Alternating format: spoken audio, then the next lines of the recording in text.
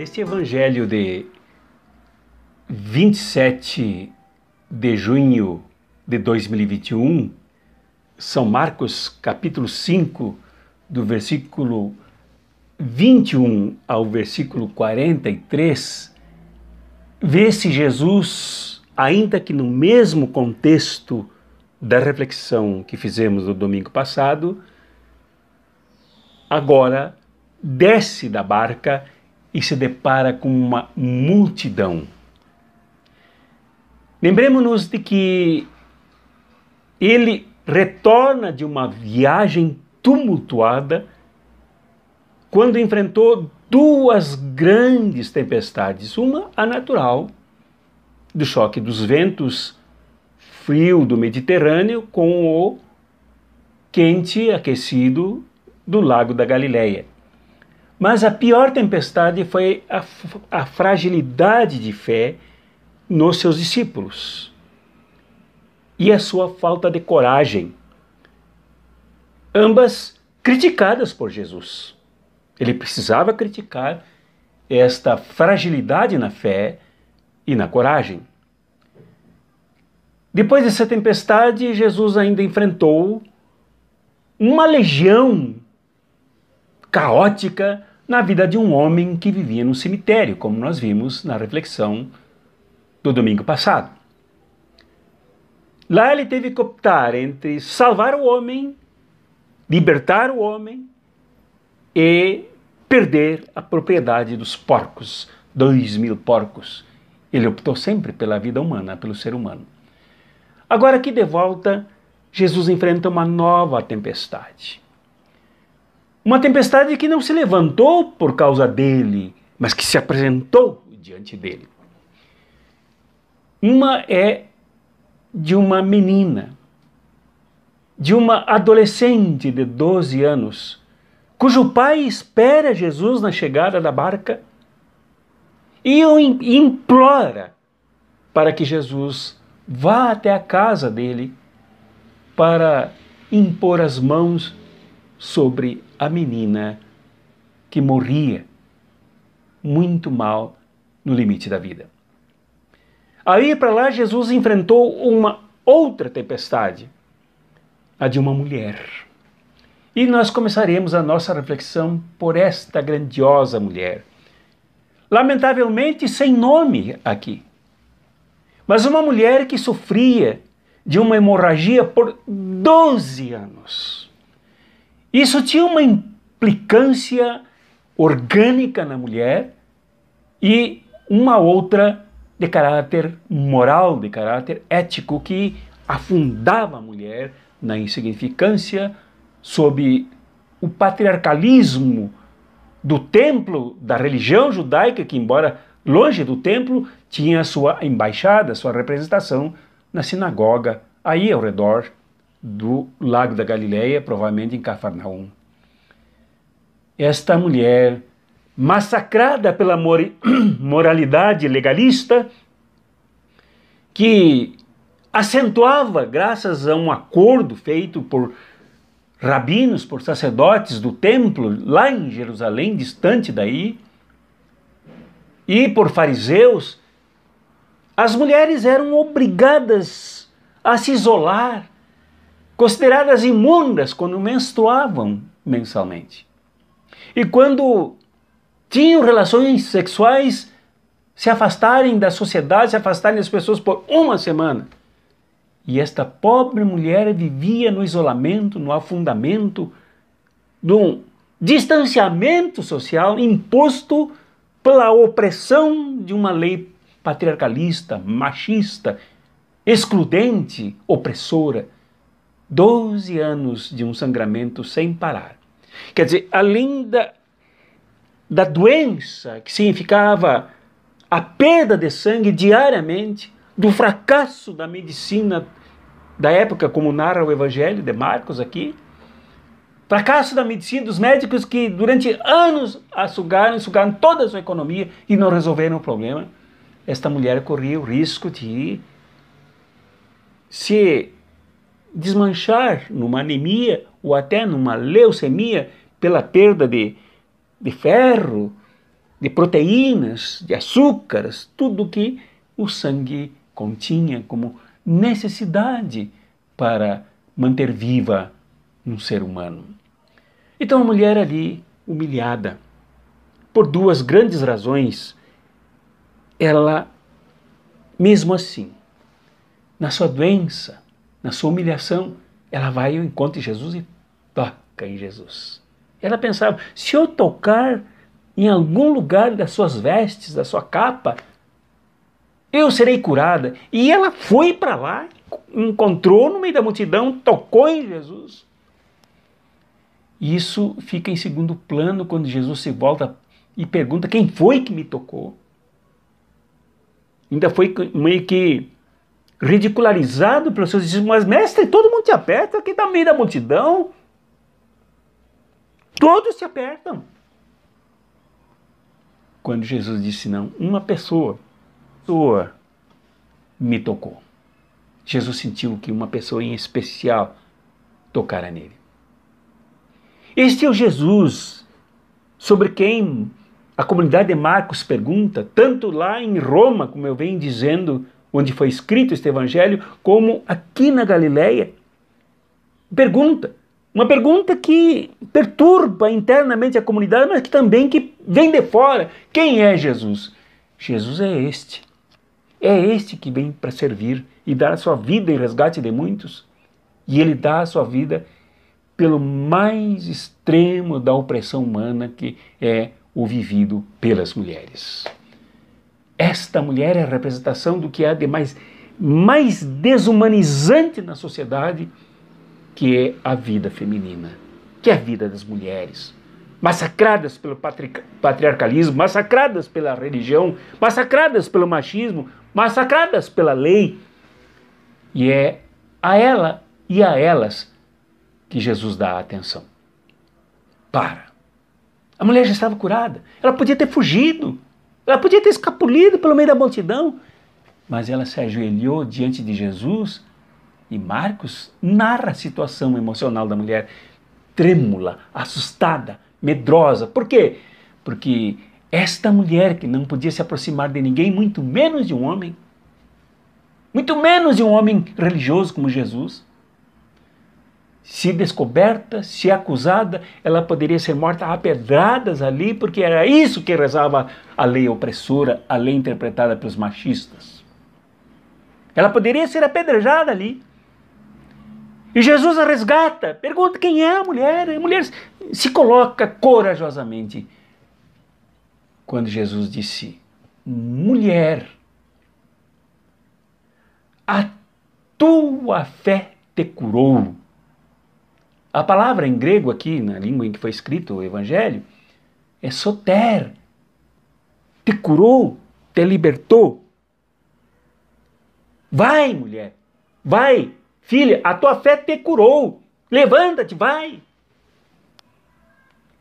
Então a cura não foi só orgânica, o estancamento do sangue, o processo da circulação normal da corrente sanguínea agora para fertilizá-la, para recuperar a sua saúde, mas a cura foi moral também, para que a mulher se colocasse de pé e não se humilhasse mais. Jesus agora declara a todos os ventos, esta mulher foi liberta, foi curada.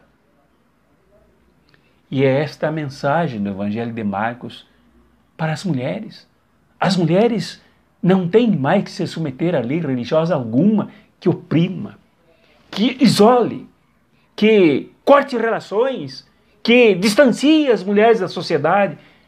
Mas as mulheres têm todo o direito de se colocar de pé. As mulheres são curadas. Jesus curou esta mulher. Ela não tem nome, porque ela representa todas as mulheres aqui no Evangelho de Marcos, que tem uma predileção especial pelas mulheres. E a segunda mulher é uma jovenzinha, uma menina, uma guria de 12 anos. Esta guria teve o clamor do seu pai, também um homem, A mãe dela não tem nome aqui, não aparece o nome dela.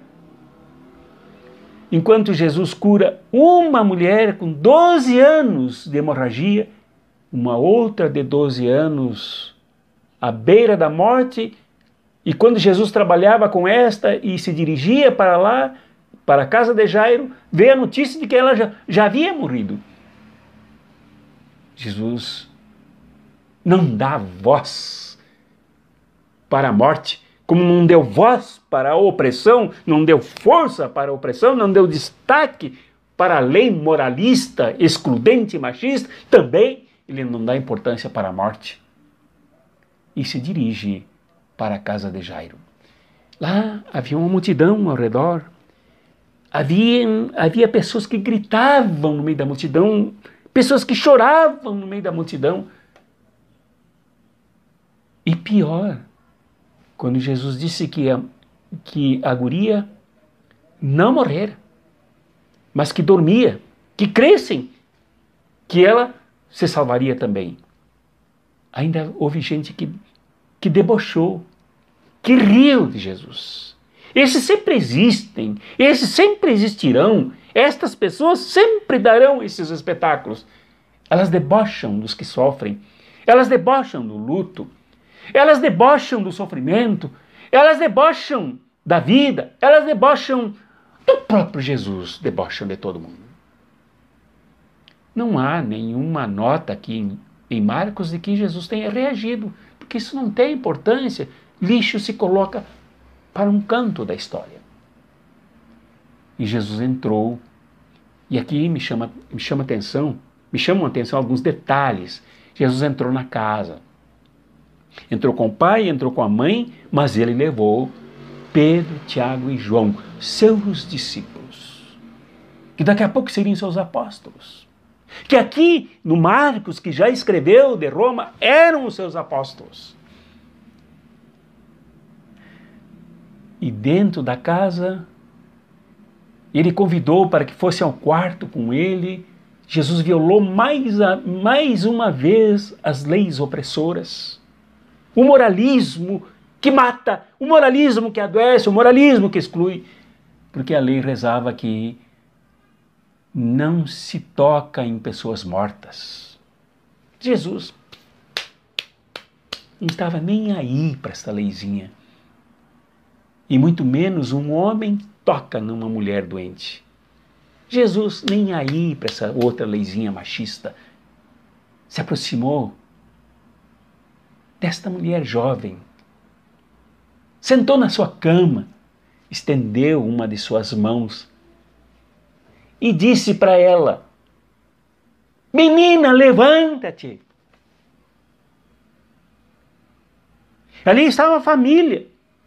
Mas não foi a família a referência do ato de Jesus. Não foi.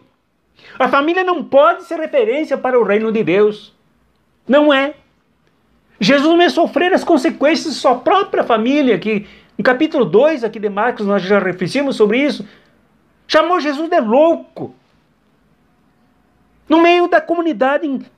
Diz que Jesus, numa casa, aliás, quando Jesus falava com o povo, chamou Jesus de louco. As pessoas da sinagoga, da religião, chamaram de endemoniado, de Beelzebu. Então nem a religião e nem a família aqui são referências para o reino que ele veio trazer. A família é penetrada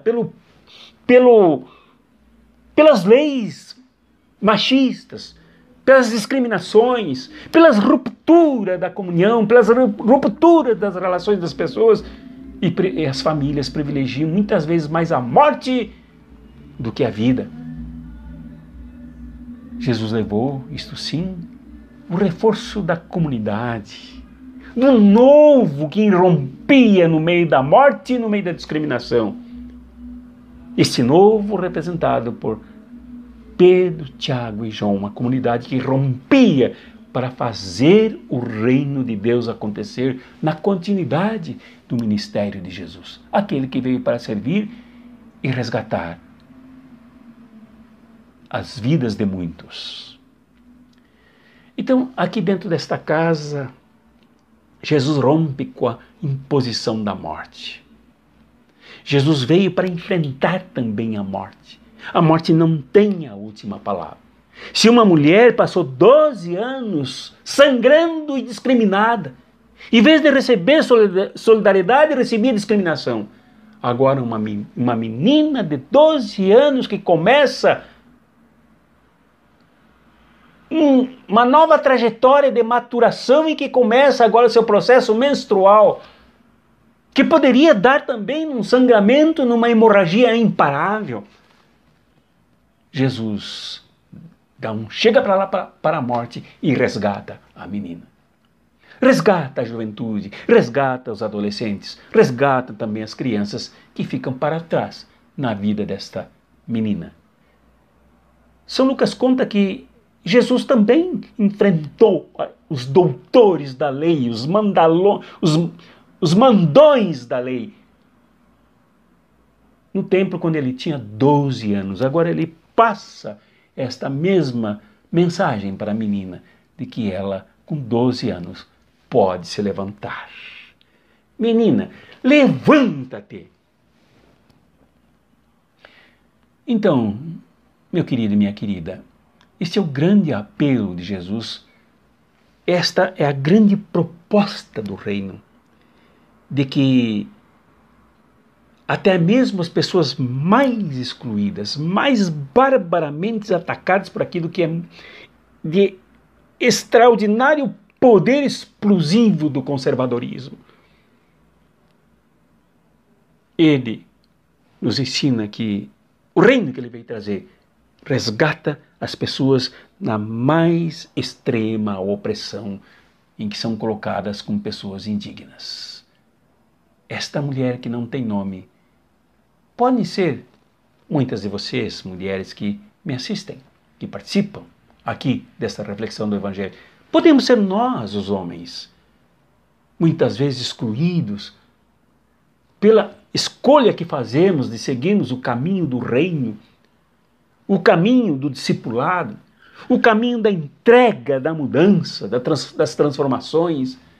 Somos excluídos como esta mulher, somos colocados para longe, falam mal de nós uns para os outros. Ou então, à beira da afirmação como seres humanos, como é o caso da menina, à beira do momento de tomarmos nas mãos a própria vida e a própria responsabilidade da existência, a morte pode nos atacar. É preciso que ouçamos Jesus dizer: menina, levanta-te. Teu lugar não é acabrunhada, teu lugar não é deitada, o teu lugar não é humilhada, a tua posição justa não é aí, com alguém dizendo que tu morreste. Levanta-te. Esta é a mensagem. É isto que devemos ouvir. E é este Jesus que devemos seguir. Este Jesus, lá da barranca do Lago da Galileia. Este Jesus que cruza pelo meio das multidões, porque ele ama viver com o povo, integrar-se no meio do povo, encontrar com as pessoas, sem quase demonstrar cansaço. Embora no evangelho anterior, Jesus se mostrasse muito cansado, porque ele dormia. Este Jesus que transita da barca até a casa de alguém que não tem a resposta para uma adolescente doente, porque a sua religião faliu, porque seu esquema de dominação não deu resultado em favor da sua própria gente, do seu próprio povo, da sua própria comunidade, da sua própria filha, da sua própria família. Então, não é a religião que esmaga, não é a religião que é conservadora, não é a religião que exclui, que tem a resposta, mas Jesus. Não são aqueles que ameaçam a mulher de morte, ser assassinada, ser apedrejada, por buscar se afirmar, por gritar, por tocar, por quebrar todos os protocolos e buscar em Jesus que tem a solução. Mas Jesus que para e dá atenção para a mulher e abre espaços novos de libertação. que a tua fé te cure, te liberte, te resgate como ser humano digno. Que a tua fé te levante de onde estás, da condição em que te encontras, para te fazer pessoa digna, pessoa que siga Jesus, para transformar este mundo e torná-lo ainda mais próximo do olhar que Jesus dirige bondosamente sobre todos nós. Em nome do Pai, e do Filho, e do Espírito Santo. Amém.